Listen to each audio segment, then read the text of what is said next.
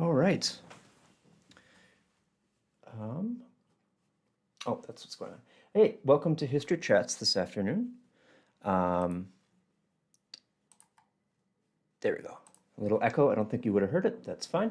We're gonna jump right in. We're gonna be continuing or finishing our theme this month of bridges, and we are joined this week by our curator of the Yaki House Museum, Erick Konop, and he's going to be telling us about a specific bridge. So, why don't you take it away?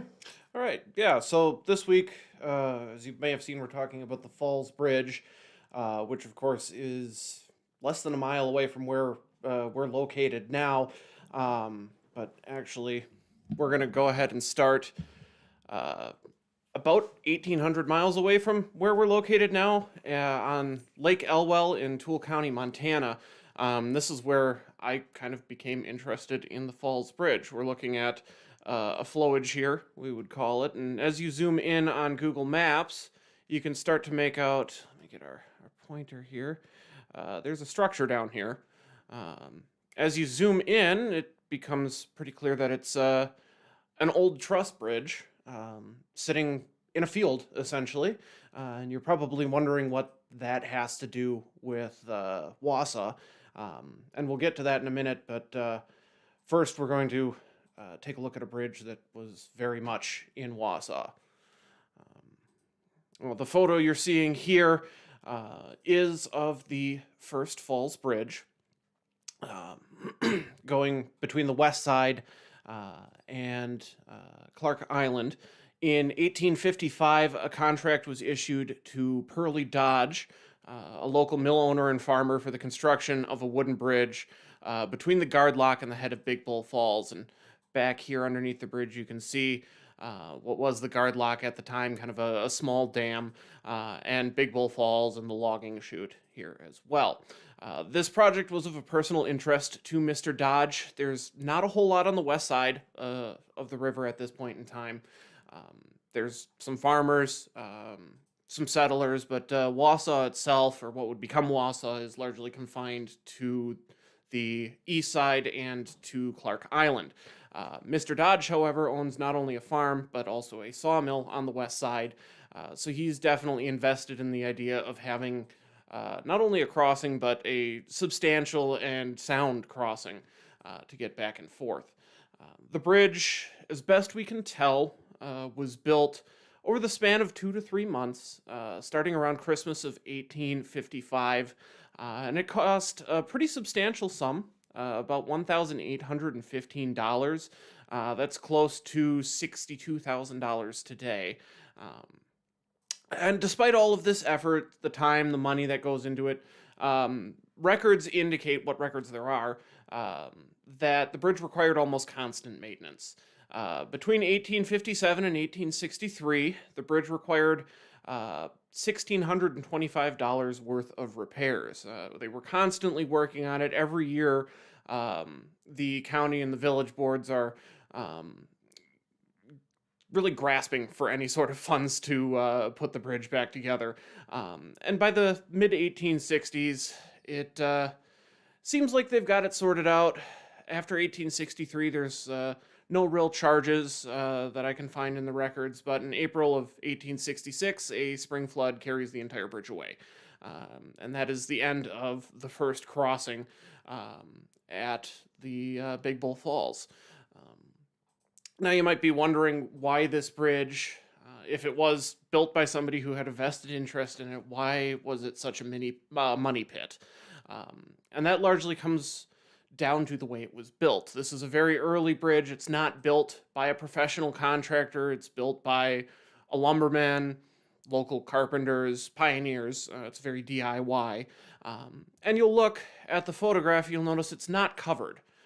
This is an exposed wooden bridge. Now, covered bridges are beautiful, but they're not built to be pretty. They're built to preserve the actual structure. It's much easier to replace a roof or cladding than it is to go ahead and replace the trusses and the beams that are supporting your bridge. I've also read some anecdotal evidence that says this was built out of green timber. So right away, it's asking for rot. And despite the best efforts, this bridge only lasts about a decade. So now we're looking at an 1884 dated map. So things are a little bit different. The railroad bridges are not there. Streets are a bit different in the 1860s, but the important thing is that the Falls Crossing and the slough crossings over on the east side are roughly where they would have been in the 1860s. So with the Falls Bridge gone, the community is struggling to replace it. Obviously, we had a hard time finding funds to maintain the bridge, and now we have to put up a whole new one. What ends up happening is we actually install a temporary bridge going over to what we now know as Barker Stewart Island, and from there a ferry service gets you the rest of the way across. The ferry service was supposed to be very temporary, but we find in the fall of 1867, much to the dismay of everybody that has to use it, the ferry service is still operating, and there is no movement that I can find on actually constructing a new permanent Falls Bridge. The delay in construction, as I kind of hinted at, was largely due to a lack of funding. The county board initially requested that the village of Wausau and adjacent townships pay for half of the cost. And despite the obvious inconvenience and all of the uproar that I found over there not being a bridge there, the village refuses to pay for it, leaving the county to assume the entire cost. In the fall of 1867, the county board finally relents, and they pay Charles W. Nutter to draw up plans. He makes a whole $40 for that. August Kickbush is brought in to survey the site for a fee of $20, and contractors John Dern and Adam Young oversee construction of the bridge that you see now. This bridge cost the county $1,533.46. This bridge also only seems to have lasted about a decade. However, it took much less maintenance. There's really no mention of any issues with this bridge up until the 1870s, and that's largely due to what you can see here very obviously has a roof on it. Without a roof, you're lucky to get 5 to 7 years out of a bridge, and as we know, if you've ever been to the East Coast, with a proper roof and cladding, bridges can last hundreds of years. This one only lasts about 10, and by 1871, the Wisconsin River Pilot, a local newspaper at the time, declares that failure to replace this wooden death trap of a bridge would be criminal negligence on the part of the county. However, despite the harsh words, the bridge remains in place and not a whole lot is done to it. In 1880, another flood comes through, but it only does minor damage. And that's largely due to the fact that we only have the one piling here as opposed to the previous bridge, which had plenty of things for debris to get snagged on. However, in 1881, about 60 million board feet of logs escapes from a boom above the bridge, and the repeated impacts basically render the bridge uncrossable, and it's closed to all but foot traffic. Now again, we come to the issue of funding. And in a move that would bring the ire of the county board, Wausau refuses to pay for repairs. A motion by the county board to pay for half of all repairs is then amended specifically to exclude Wausau. Wausau, in a further brazen attempt, requests $400 to make repairs, and they promise to pay the rest, and this is refused. The resulting stalemate that we then see leads village officials to realize that relying on a single county-funded crossing was not a great idea. And in the fall of 1882, the city would go ahead and build a 300-foot-long pile bridge north of the Falls Bridge, and we now know that as the Bridge Street Bridge. Falls Bridge, meanwhile, though it is still being used, is declared dangerous by a city inspector and scheduled for replacement. It's about 16 years old at this point and really in danger of falling down. And it's at this point that we start to see some pretty serious advances in bridge construction and technology in Wausau. We're no longer a settlement or a little village. And we're also no longer largely contained to the east side of the river. There's major businesses operating on the west side, and there's a significant amount of traffic going back and forth. A single lane wooden bridge is not going to be able to handle the amount of traffic or the weight of traffic that you're going to get in an industrializing city. Of particular interest to us here is this area, which you can see highlighted in pink on the Sanborn map, and that is the location of the Curtis, and later Curtis and Yale woodworking plant. This happens to go up in 1881 as we are having all of these issues with the bridge. It is a satellite plant of the Curtis brothers and company out of Clinton, Iowa, and it's producing wooden siding, window sashes, door frames, Venetian blinds, very labor-intensive things. It's one of the first finished product plants that we see in Wausau.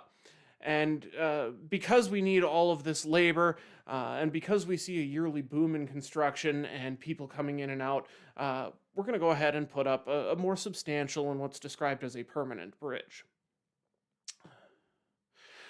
Iron bridges are starting to become popular at about this time, actually about a decade earlier in the 1870s, which is right around the same time that Wausau gets the railroad. The railroad comes into Wausau in 1874, which means we can bring in essentially mail order bridges, prefabricated bridges from out of town. And that's exactly what we do in 1883. Bridge is brought in piece by piece, presumably on the railroad from, if you can make it out here, the Milwaukee Bridge and Iron Works of Milwaukee, Wisconsin. This bridge is erected in 1883 by the Milwaukee Bridge Company, or Bridge and Iron Works, at a cost of $12,077. It's an interesting bridge. It appears to have originally been a combination truss, and this is sort of an evolutionary dead end in bridges. It was built out of a mixture of both wood and steel, or iron, although some sources do suggest a mix of iron and steel. Given the time, I think it was probably wood and iron. Not an ideal choice for bridges. Of course, wood and metal decay at rapidly different rates, which means that you can end up with a bridge where all of the metalwork is still good and the woodwork needs to be replaced, and you end up replacing your bridge early. And that is actually exactly what happens to the Falls Iron Bridge just a little bit down the line. This is a photo that I was amazingly able to find of something very similar to what the original bridge would have looked like. And this is an extremely rare surviving example in Eagle Rock, Virginia. It's one of only, I think, 3 that I know of that still exist. And as you can see, the ironwork on this bridge, which dates to the 1880s, looks pretty good. The woodwork, not so much. And in 1894, the Falls Bridge is in a very similar condition. The woodwork is decaying, and though the ironwork is still good, the bridge is structurally unsound. So we call back the Milwaukee Bridge Company, and they go ahead and replace all of the ironwork, or all of the woodwork, pardon me, with ironwork, and we get the Falls Bridge that we may be more familiar with in photos. This was a cost-saving measure. It cost only $3,575 to do, as opposed to the some $12,000 that we had spent to put up a new bridge. And it would give the bridge a further decade of useful life. Now we have another kind of an aerial photo there of the combination truss. Anyways, so this retrofit does give us some extra use, but by 1909, the bridge is still, it's starting to show its age again. In the winter of 1909, an eye bar, which you can see here, spontaneously shatters in the middle of the night. These bridges are not designed with safety factors, so this bridge should have ended up in the river. However, for whatever reason, the bridge doesn't collapse, and this is not actually noticed until the following morning when people start commuting. Because this is an older design bridge, you can't just go ahead and replace the eye bar without jacking the entire bridge up. So a local handyman comes out with a chain and shackle, puts that in place, and we just kind of hope for the best. Um, Now, in 1910, because we've just done some major work on the bridge, they go ahead and conduct a full inspection, and it's found that the streetcar line, which you can see quite prominently there, is causing some issues with the bridge. This is a horse and wagon bridge. It's not built to deal with 7 to 10 ton streetcars. The deck and really the whole bottom chord of the bridge is eroding. Um, if left unaddressed, city engineers say that the bridge is going to collapse. So the bridge is temporarily closed, and the Wausau Ironworks is brought in, and they go ahead and install steel doublers underneath the track. And again, it seems like the bridge is going to be okay. However, an inspection in 1911 finds that while the bridge deck is okay, the rest of the bridge is, as they put it, crystallizing beyond use. It's essentially rusting away, and it needs to be replaced. Despite that, yet again, funding becomes an issue, and nothing is done. For the next 7 years, it's just kind of a fact of life for Wausau. Falls Bridge is dangerous.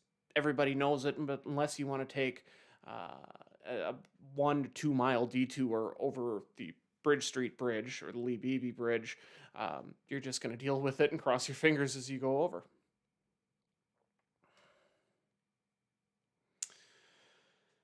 We have an article here from the Wausau Pilot, March 13th, 1997, or 1917, pardon me. It says the present bridge is totally inadequate to take care of travel. Streetcars pass over the bridge, and at times there are teams lined up like funeral processions both ways. Frequently, it's necessary to give the streetcars a chance to cross, and travel is at a standstill. Such conditions should not be allowed to exist in a progressive and growing city the size of Wausau.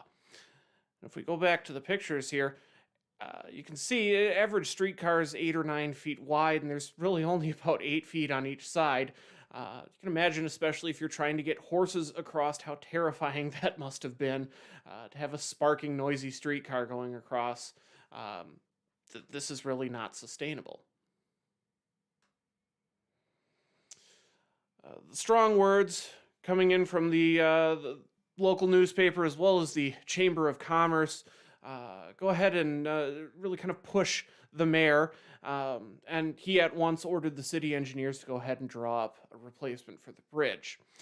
In August of 1917, a vote is taken, and voters here in Wausau approved the construction of a new bridge at a ratio of nearly 2 to 1. So I think it's a common sentiment at the time that this bridge has seen its day and needs to go.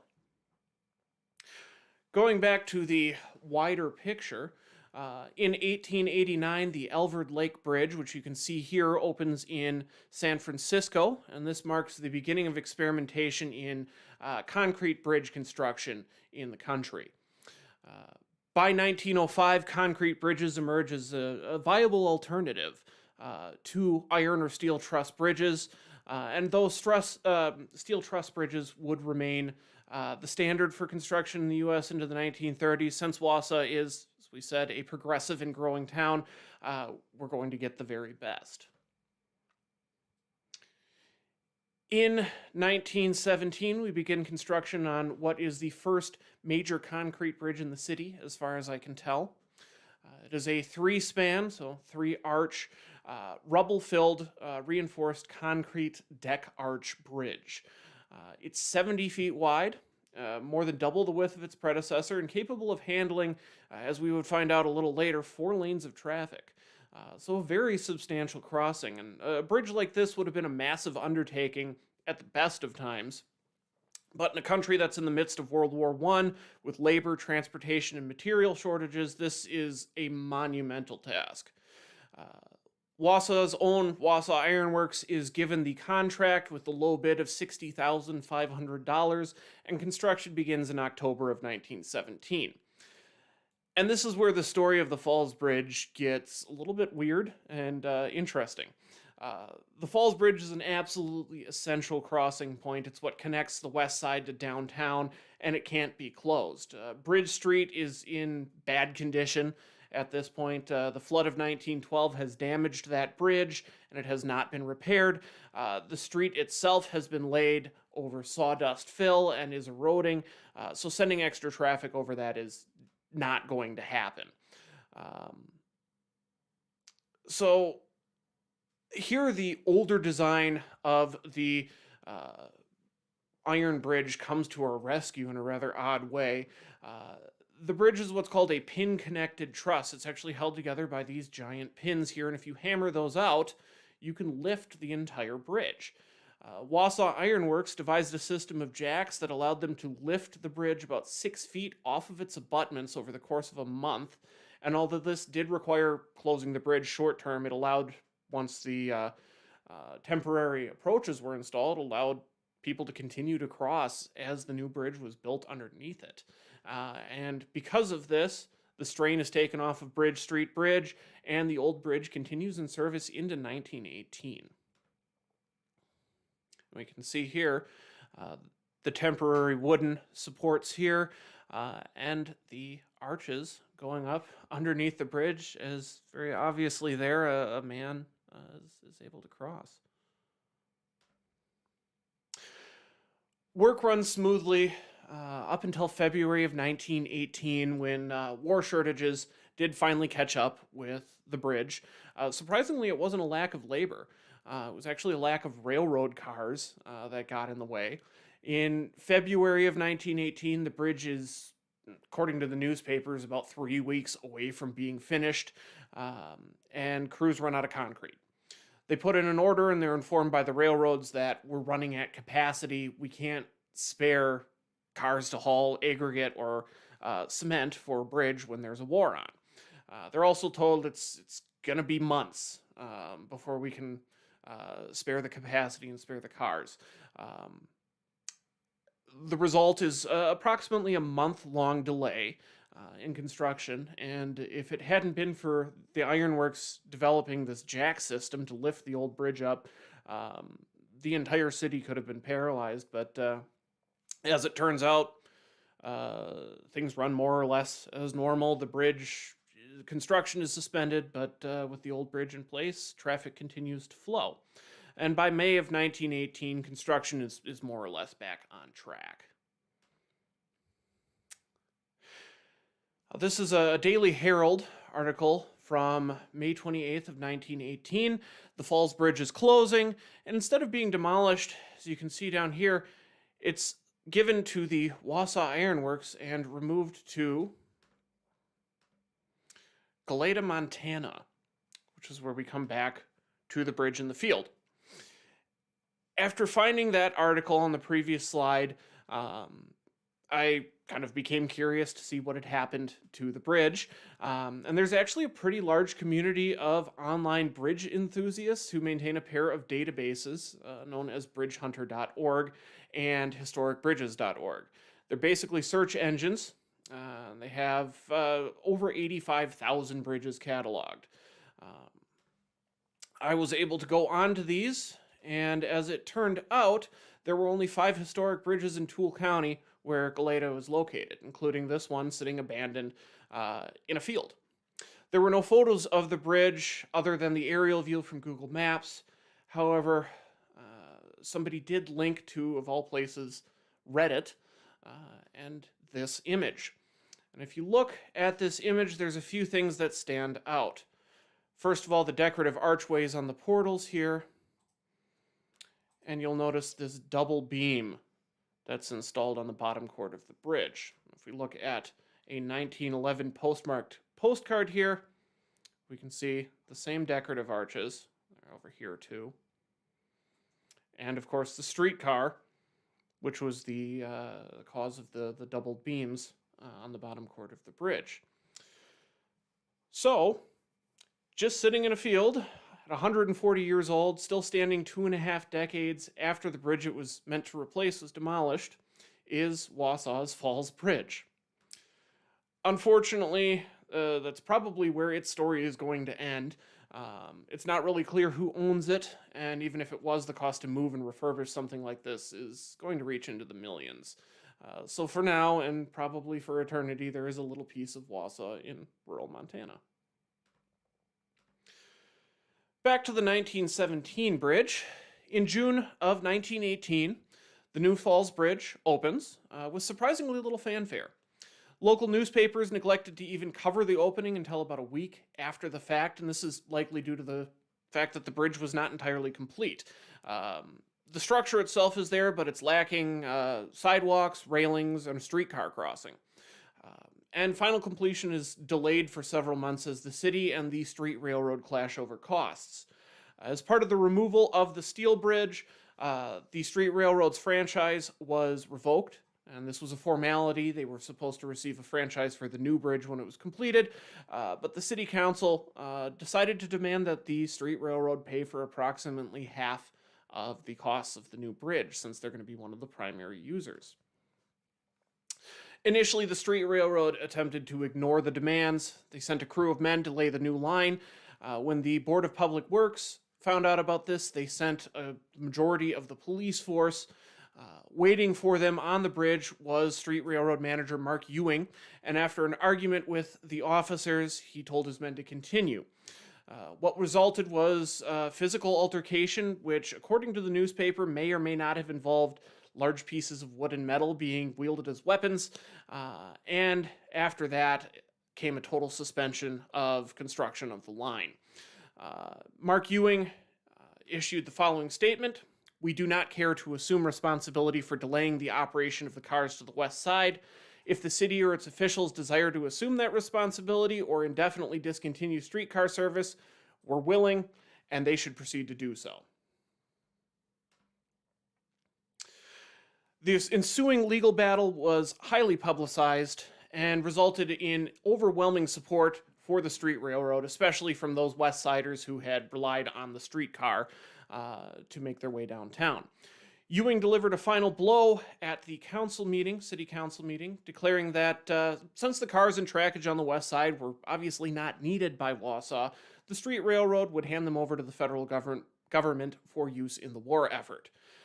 At that very same meeting, the city council goes ahead and gives the street railroad the right to the crossing, and at no cost. So with that, the 1917 Falls Bridge opens with very little fanfare, and one of the major benefits of these concrete bridges is that they're resistant to decay. They don't give you a lot of trouble. Does, however, make for kind of a boring topic for a story. And for the next almost 80 years, the bridge really doesn't give any trouble. Until about 1990, other than moderate maintenance and regular inspections, there's really nothing of note. The bridge, again, is 70 feet wide. It's able to handle modern traffic. Eventually, plain old age, though, does catch up with it. A routine inspection in 1990 revealed that years of heavy traffic and road salt were eating away at the bridge, but more concerning was that the southern wall had tipped out 4.5 inches. Well, the city was adamant that the bridge was not in immediate danger of collapse. If something wasn't done, the fill would start leaking out, and then the bridge could potentially become unstable. City engineers determined that the northern wall was actually in surprisingly good condition, and over the course of just 1 month, workers drilled straight through the bridge, ran cables through it, and applied literally tons of force to the southern wall, pulling it back into the vertical. The bridge was then scheduled for demolition in 1991. However, lack of federal funding due to the post-Gulf War recession saw the project pushed back over and over again. With funding and replacement out of the question, the city could do nothing more than continue to monitor. And as it turned out, no further shifting was detected, and the bridge was able to remain in operation, although looking a little worse for wear.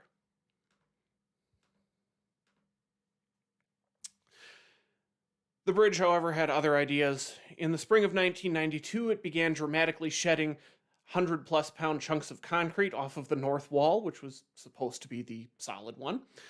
Pieces hung down dramatically from cables and rebar in what the newspaper described as a necklace.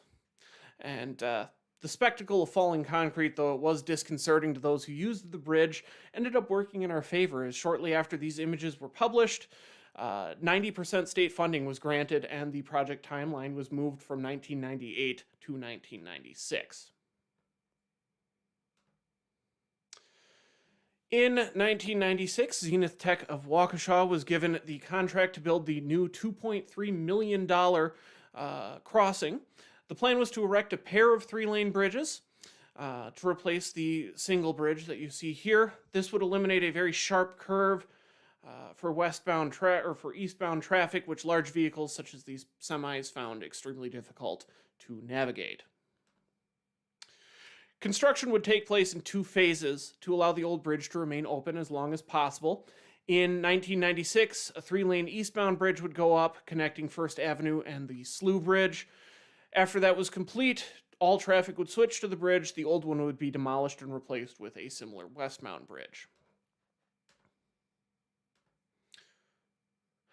Construction also included the widening and resurfacing of a part of Stewart Avenue, and directly in the proposed path was Ed Schoenberger's sculpture, The Pinery, which seems to show up in my history chats quite a lot.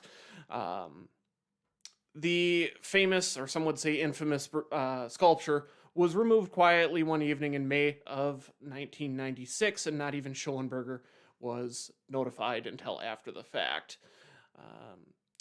Of the matter, Ed said, "I guess progress is progress, no matter what you destroy, but at least send me a Hallmark card." And here you can see Ed looking a little bit sad.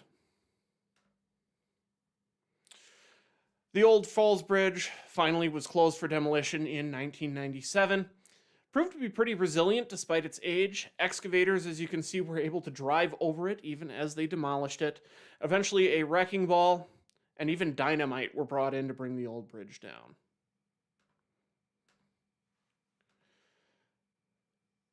Construction on the new westbound bridge was completed over the course of about 6 months, and it opened September 23rd, 1997, one day ahead of schedule. These current bridges, which we see here, are projected to have a lifespan of approximately 80 years. So with proper maintenance, I think it's going to be several decades before I need to add a next chapter to this presentation. And that is the Falls Bridge. Yeah, awesome.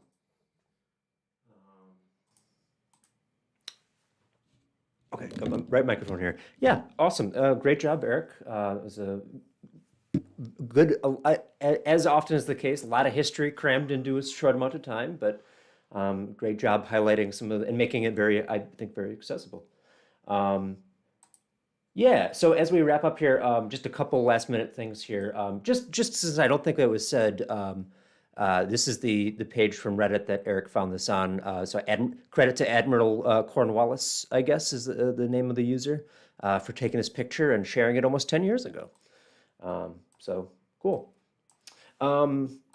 Just a couple things coming up here. We have, so this is the end of the bridge history as we've been doing this month. Excuse me. I didn't manage to get I'm not sure exactly how to represent this graphically, so this would be an interesting challenge for next week.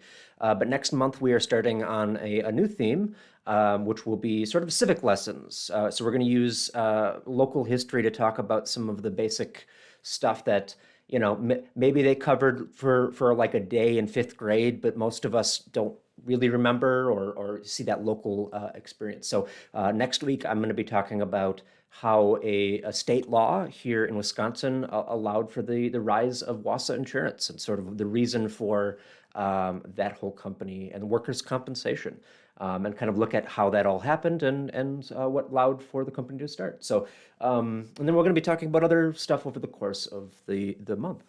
But also coming up, just to, that's wrong one. Not this weekend, but the following weekend on the 4th. It's a little earlier than we normally do. We try to use History Speaks sort of middle of or late of the month, but it worked out this way. But Vern Pinkering is going to be joining us, author, to talk about a new book and the research that went into it about this gentleman here who was fairly important for the Chippewa or the Ojibwe people, and it was very much involved in the interactions between sort of the traditional life and the United States government and that shift to the 20th century. It's going to be an interesting topic. That'll be 2 p.m. on Saturday, February 4th, here at the Woodson History Center. And since I don't think we have announced it yet, but here is, that's the wrong one. There you go. I'm actually going to be doing, I know you don't see, well, let's see. don't think I can put a camera on. This has been, if you're not aware, if you're regular here, but I usually do history chats, kind of run these things, and I'm going to be doing a History Speaks. That'll be coming up next month in March. Well, little over a month now. We're not quite into February yet. But that'll be, again, kind of a similar topic to what we've been doing this month of transportation themed stuff and looking specifically at public transportation and the way that people have gotten around and how that shaped over the years the communities that they're part of. So some interesting stuff coming up here at the Historical Society. We hope you stay tuned and join us for those. I'm just going to take a quick look to see if there's any comments or questions, but yeah, it doesn't look like it, so that's fine. Thank you for watching if you're still watching, and yeah, we'll see you next time for some more history. And have a good rest of your day or week or whatever until you see you again.